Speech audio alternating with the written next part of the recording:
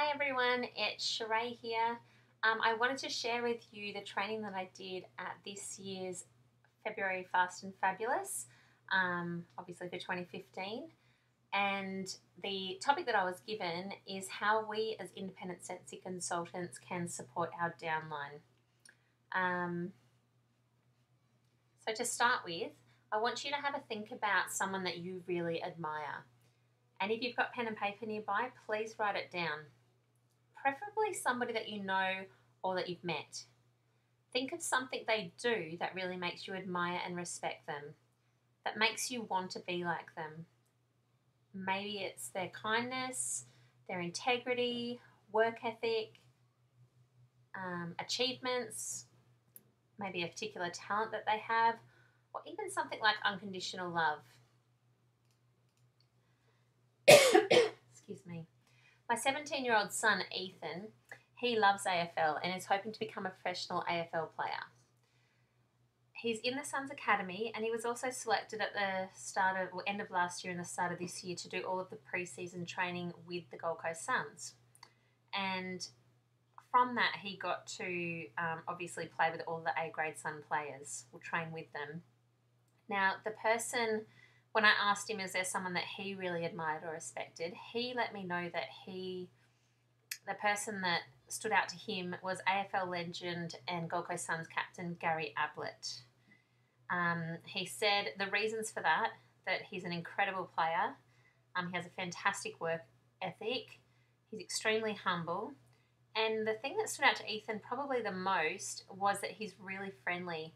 He said that he would always go out of his way to say hi to him and check in on him and have a little chat. It's no wonder that Gary Ablett was chosen to be the Suns captain because of he's such a great leader. Whatever it is that you admire about your person, I bet you come away inspired and hoping to be more like them, to do or become as they have, and to follow them. I know that Ethan does.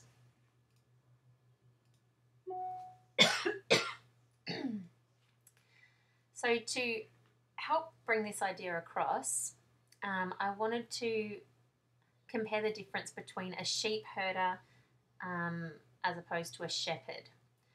Now, it's interesting that in the dictionary it suggests that a shepherd and a sheepherder have the same meaning. A person who herds, tends, or guards sheep, or a person who protects, guides, or watches over a person or group of people. But this couldn't be further from the truth. Compare images here of the sheepherder with the shepherd. The sheepherder's primary focus is to move the sheep from point A to point B, and they normally get paid for doing so.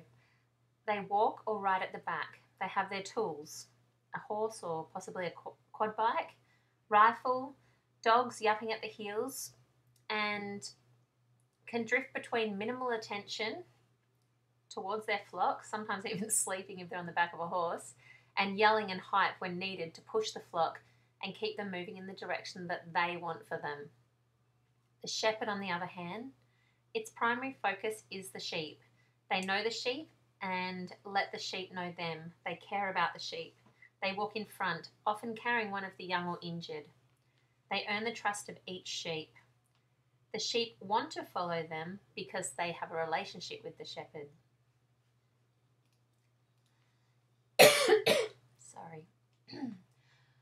Refer again to the dictionary meanings.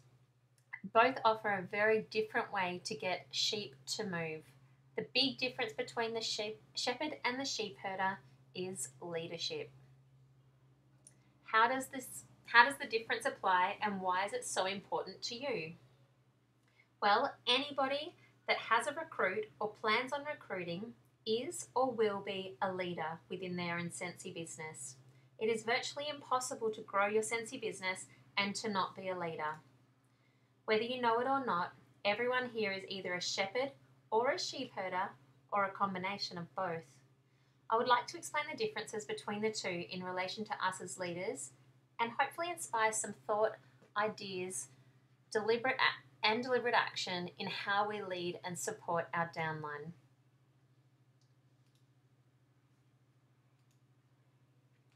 A sheepherder fixes. Fixers don't lead, they push. They are short-sighted. They work in the near term. They are tacticians. They run their teams on the strength of their authority.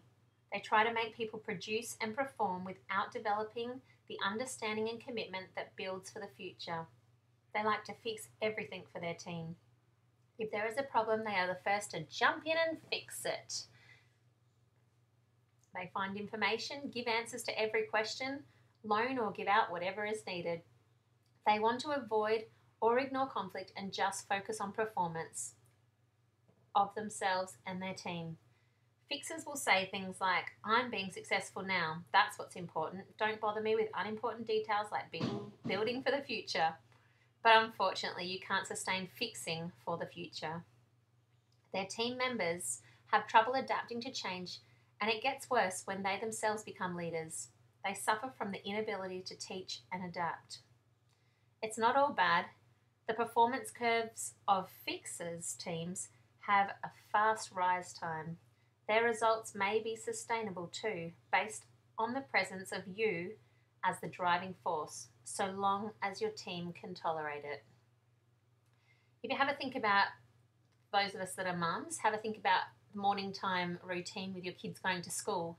It may just seem easier to do things for them, get their breakfast, literally put the cereal in the bowl and pour the milk on so they start eating it, have their shoes ready to put on, put everything in their bags for them, because it's going to be so much quicker.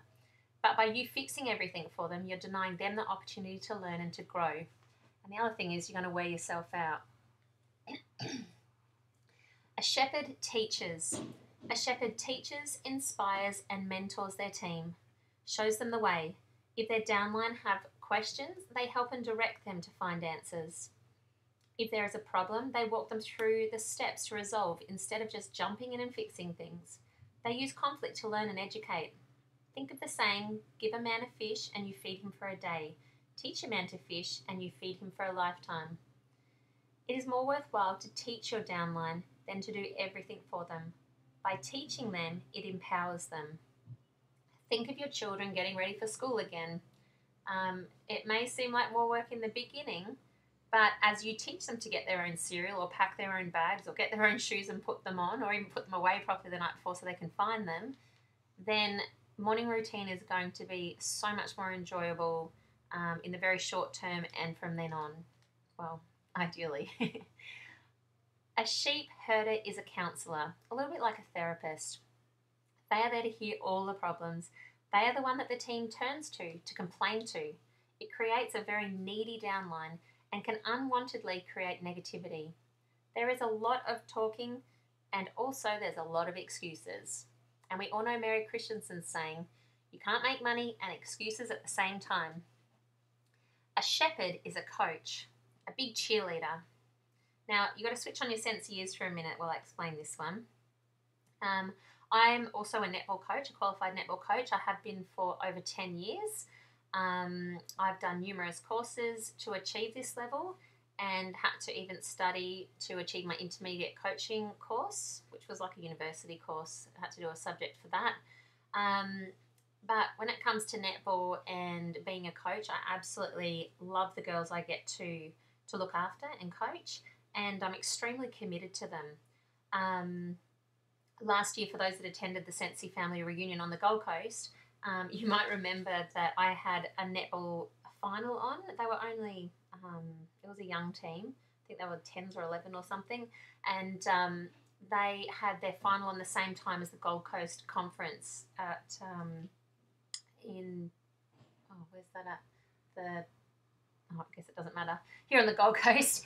And I felt really torn because I really wanted to be there for them. But I knew that I needed to be there for my Scentsy girls as well. And I decided to stay at the conference for my Scentsy team. But through that game, a team that they'd previously beat quite easily, they really struggled, and it turned out that they had to go into overtime because they were a draw at full time, and they ended up losing by 1 goal. And I was absolutely devastated because I felt that I had let them down as their coach. So, as a coach, when I teach a skill in netball, I break it down into smaller steps. First, I always, to teach the drill, I explain it. I tell them the importance of it, how and where they can use it, and when not to use it, things they need to be careful of. I then demonstrate or show them how to do that skill, and then I get them to actually do it. We then do loads of repetition in various situations where we increase it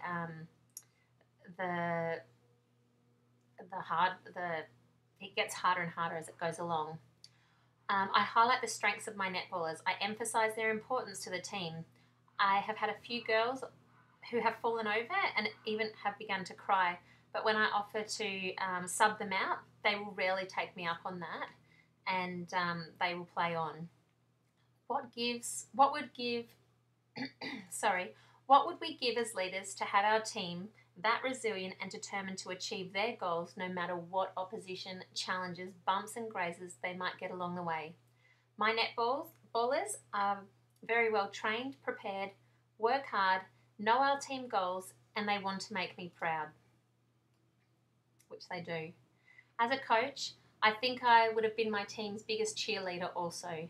It's important that we cheer our teams on, that we have systems in place that we can give consistent recognition. I think when we are coaching our Scentsy teams, we need to do the same. We need to ensure that we're educated and continue to keep educating ourselves. We need to commit and we need to love our teams. So we need to build relationships.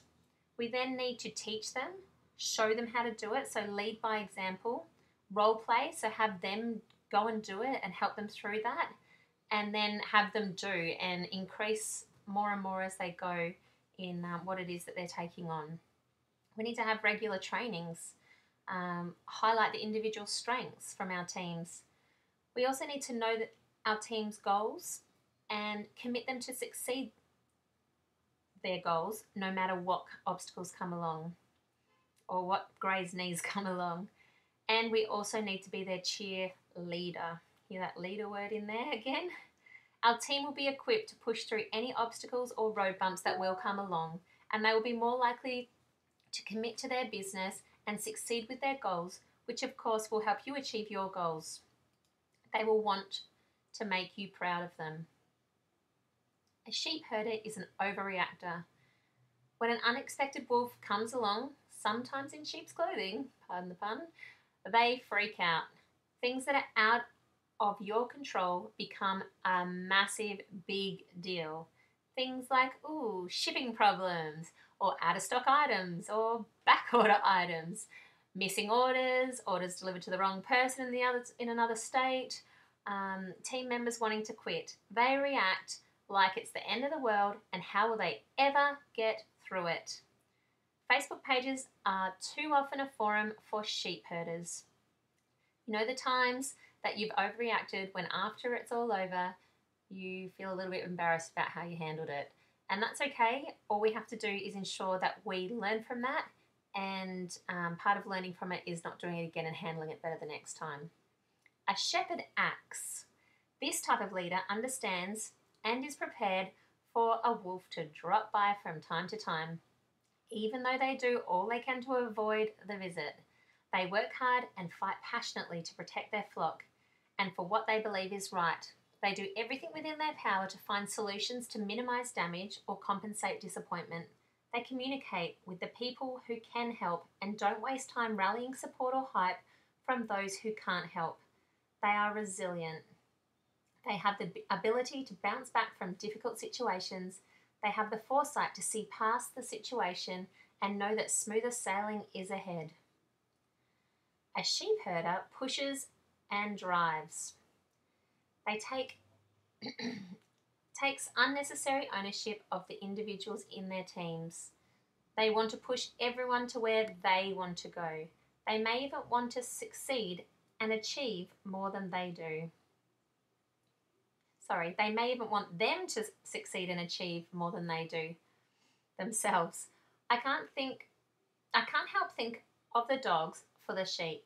They are constantly at their heels yapping. I can't imagine that's enjoyable for the sheep, nor for anybody in our downline that may feel that way. A shepherd, on the other hand, leads. They set an example. They aim high with sales and recruiting. They set goals and share them. They listen to all training calls and attend every training event that's offered.